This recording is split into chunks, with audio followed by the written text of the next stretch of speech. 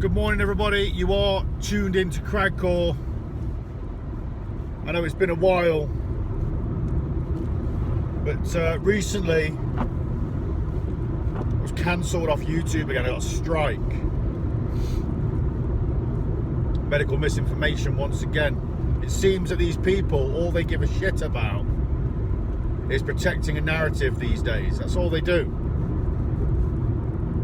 Remember that these people, their basis of truth when it comes down to medical stuff, you know, and the medical misinformation, the way that they gauge it as that is because it is basically whether or not it's been approved by people like the FDA.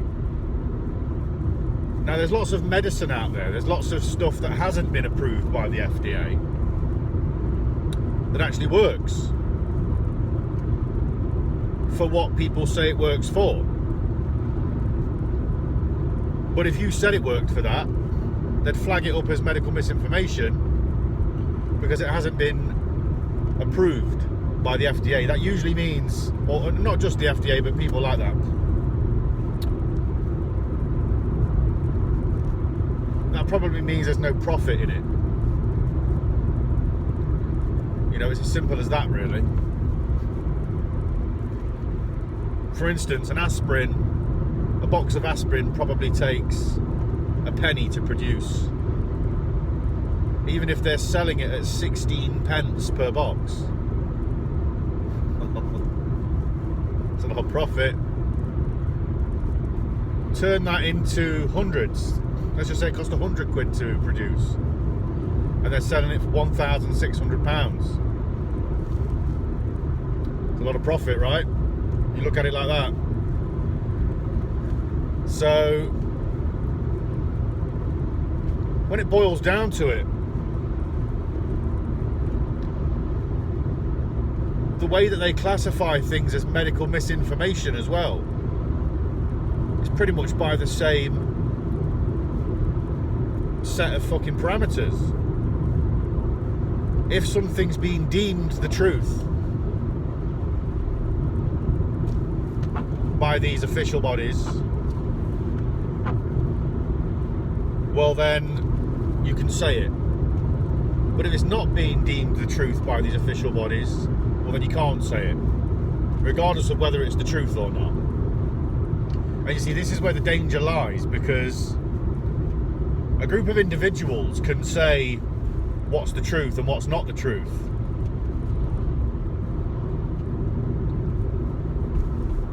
And basically shape public opinion towards any given subject based on what it is they say, because they've got an accredited license or something. But I would say you've got to look at who the people are that run these companies, who these people are that run the accreditation companies, and who does all that benefit? Where does the profit lie, and for whom? Because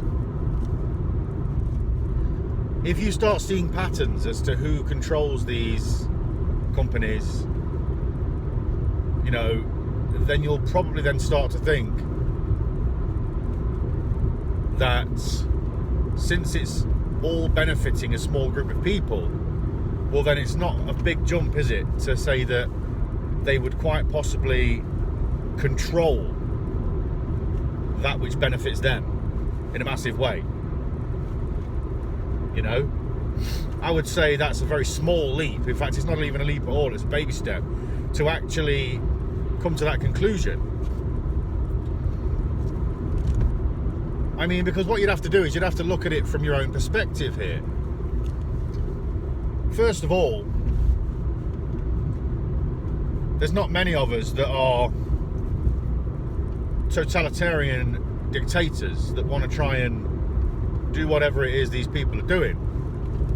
You know, get rich at the demise of others. On all the other stuff that I dare not bloody say, because if you do, you get cancelled on YouTube, man. And I got to be careful with this one. People have known people who know my channel, then they know exactly what I'm talking about here. So, first and foremost, as I was saying, most people aren't out to gain from others in such a way. But just try and put yourself in that mindset for argument's sake. And ask yourself, if you were a person with no empathy, that didn't give a shit about anybody else other than yourself and your own profiteering, would it be a far leap if, say, you and your friends got together, sat down and came up with a ruse, came up with a way to ensnare a lot of people under the guise that you're working for them, but actually you're not. You're working for yourself.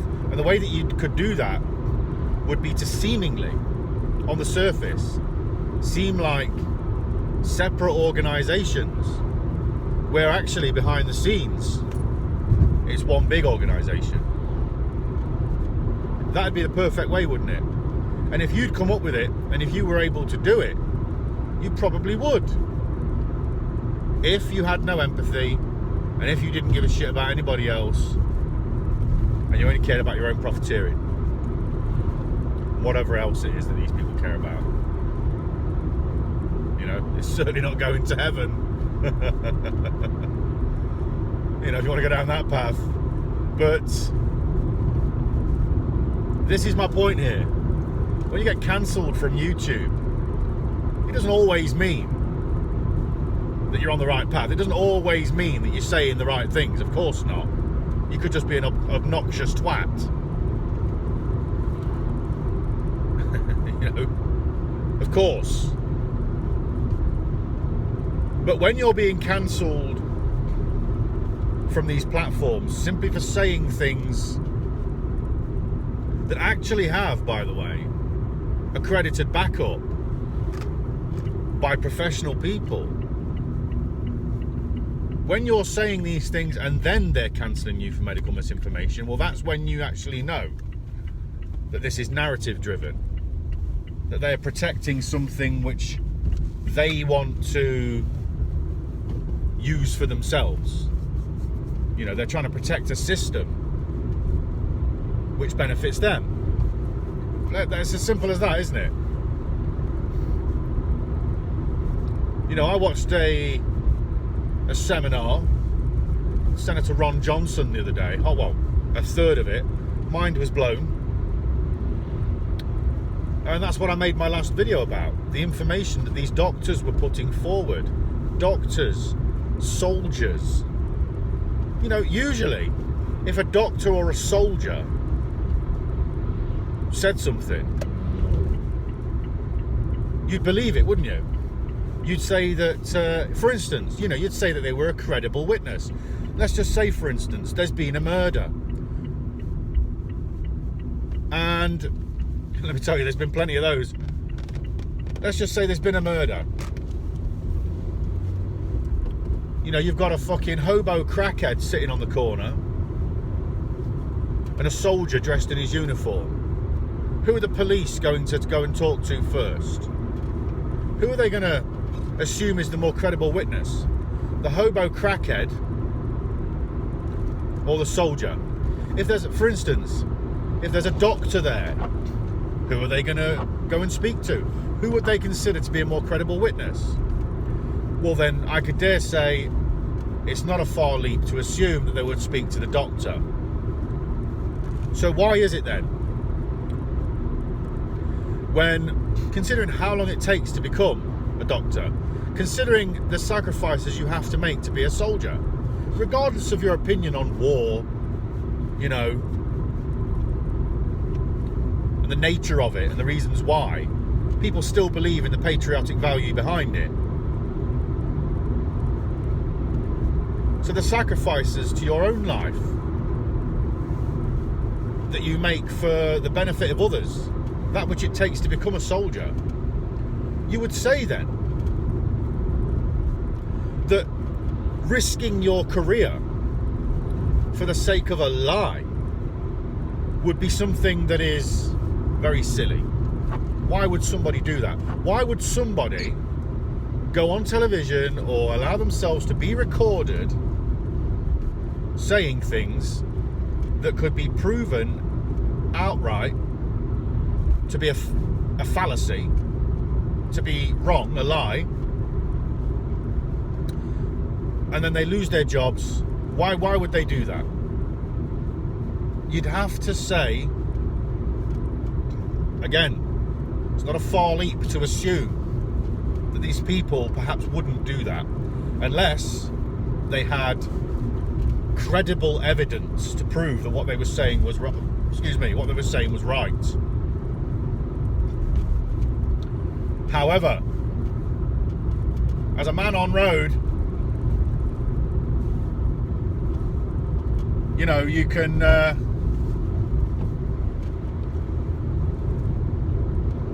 you try and repeat these things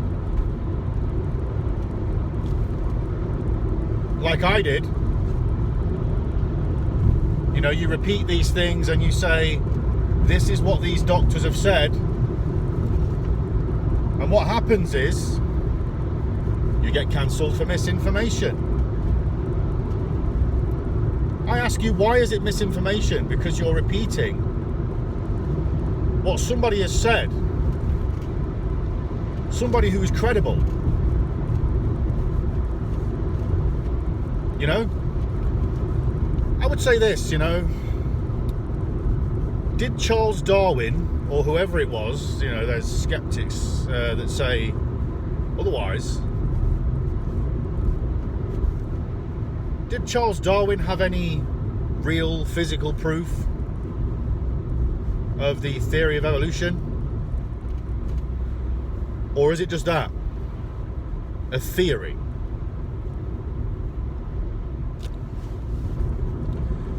So, but you can repeat that. You can walk around, you can go on YouTube or any other platform and spout off about an unproven theory such as the theory of evolution. Now, don't get me wrong, whether it's a good theory or not is by the by. The point being made here is it's a theory. One that people tend to adhere to and they tend to hold on to as a way of explaining their existence here on Earth. But you can spout off on any platform, doesn't matter what it is, and you can attest to that theory as being the truth, hands down, because it's your belief.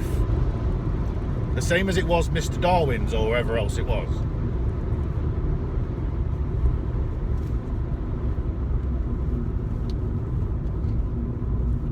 You know, you can do that, but yet you can't say anything, you know, you can't repeat the theories of medical professionals, of soldiers, that actually aren't just theories, they're actually backed by their own experiences,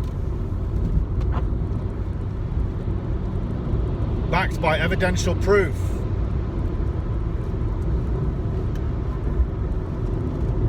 You know, you can't repeat them. You get done for misinformation, taken off the platform. Well, I would say this: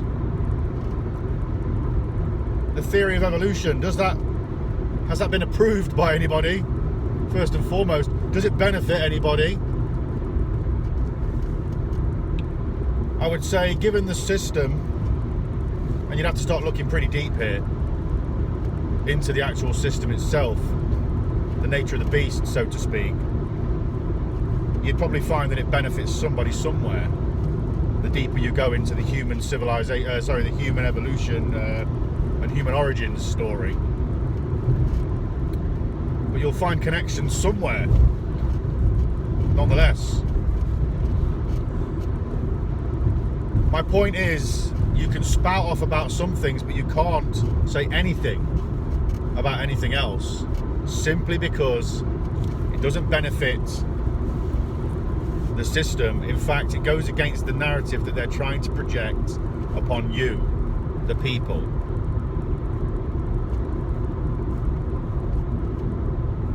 It's got to stop. Do you know what? It won't ever stop. It's not gonna, is it? I could sit here for half an hour and tell you how it's got to stop and have a bit of a rant. But that would make no difference at all. I'm only here now to point out, as usual, the stupidity, the stupid facts behind all of this malarkey that's going on before you, that most people choose to ignore. Your inaction is all that is required for these people to continue doing what they do. Suppressing people and cancelling people. You know, there's a guy on the internet called Richard D. Hall. He got cancelled off YouTube the other day. He had hundreds and hundreds of very, very good videos. Like, he was self-funded.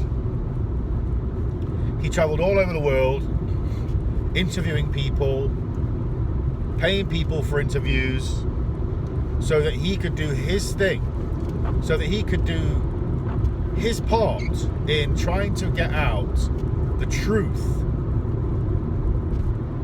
behind a lot of subjects that seem to be a little bit shady. Stuff like the Madeleine McCann case. He went to Portugal, to Praia da Luz, and did his own grassroots research. He went there, he paid for his own tickets. This guy isn't a paid journalist. He went there off his own back and did all of this investigative journalism on his own. He went to America and had somebody, this guy, Peter, what was his name? Peter, I can't remember. There's a guy who analyzes transcriptions. And if you don't know what a transcription is, it's when somebody types out what people have been saying. He got an interview that was done in Australia with the McCanns shortly after Madeleine went missing, and they wrote down word for word, even, you know, put the word pause where there was pauses and stuff, or stutter and stuff like this where they tended to stutter. And what this guy does, he analyzes the speech and how they do it in written form, forensically. This guy works for the FBI. No, doesn't work for the FBI. He is an independent, freelance individual. But he works on cases for the FBI and such like. So, you know, he's not just some fucking idiot who doesn't know what he's talking about. He's a forensic analyst of speech. This guy doesn't come cheap, man, you know. And Richard D. Hall,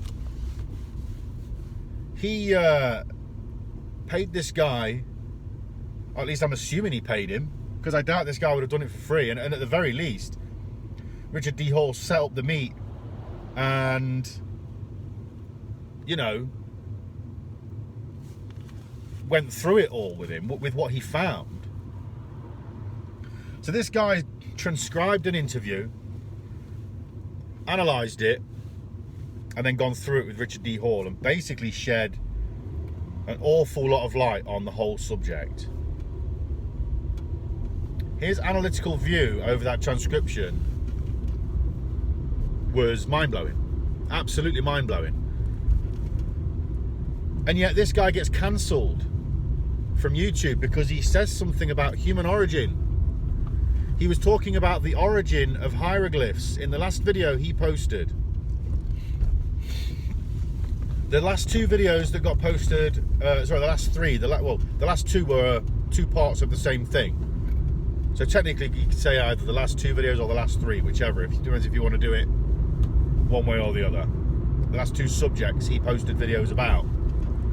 One was about the incoming money system that's going to enslave everybody with regards to the centralisation of wealth with the Bank of England and what have you.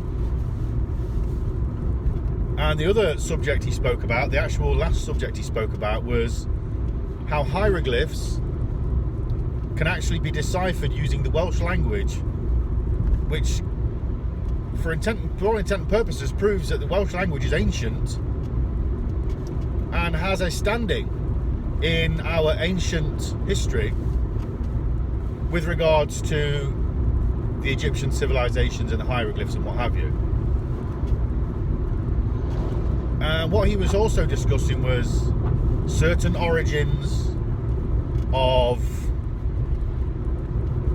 human cultures, and he also touched on events such as the Fire of London and such like. I won't go into that because if it got him cancelled, you know, this is a guy that's trying to do what he can off his own back, using his own book, to try and get the truth out there to help all of us understand what is actually going on in the world around us. And he was cancelled from YouTube. Why? And I'll have to say this again. I used to say this before in my videos. The truth welcomes challenge. If you're telling the truth, you welcome a challenge, or at least if you believe you're telling the truth, whether it's the truth or not. If you believe wholeheartedly that what you're saying is the truth, you welcome a challenge because you welcome the opportunity to prove that what you're saying is the truth. However, if you adversely believe that what you're saying is actually not the truth, and you're worried that it might be found out as being a lie, well then you probably try and shy away from challenge, don't you? You don't want it to be challenged because you know that people can poke holes in it. And if you're trying to use that as a way to shape public opinion so you can benefit from it, well then you most certainly don't want that information getting out there. Because I'll tell you now, this shit goes deep, man. It goes deeper than what happened over the last few years. It goes deeper than the last 100 years. It goes deeper than the last 1,000 years. I dare say what's been going on, given our timeline of history and the length of time that we've been given, i.e., you know, AD and BC and all of that stuff, given that's all correct, which probably isn't, it's just my opinion, we've probably been lied to on that as well. It stands to reason, doesn't it? We've been lied about everything else. Then I would dare say, given all of that being the truth, for argument's sake, this has probably been going on for thousands of years. And if not, then it's been going on as long as we've been here.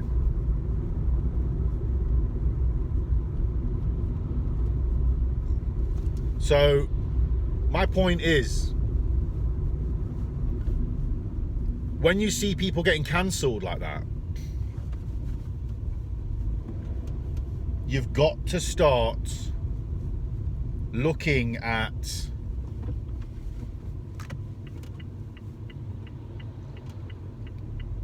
who benefits from the cancellation of this individual and why. Also, what it was that got them cancelled. And then look into that and see if you can find any truth in that. Because you might start guiding yourself down a path of individual knowledge and, you know, self-enlightenment, etc., etc.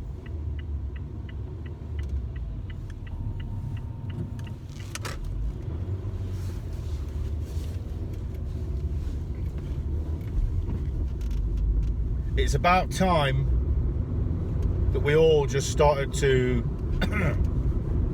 look at the world around us and stop just taking it at face value. And just remember that there's a lot of people out there that benefit from our servitude. There's lots of people that benefit from our inability and lack of motivation to see what's going on in front of our eyes and by whom. And on that note, I'm going to wish you all love and peace, and I'm going to wish you a good day. This is Cragcore signing off again after such a long time, and you will see this video when the strike's been removed. or at least when my ban has been lifted and I can post stuff. Peace out, y'all.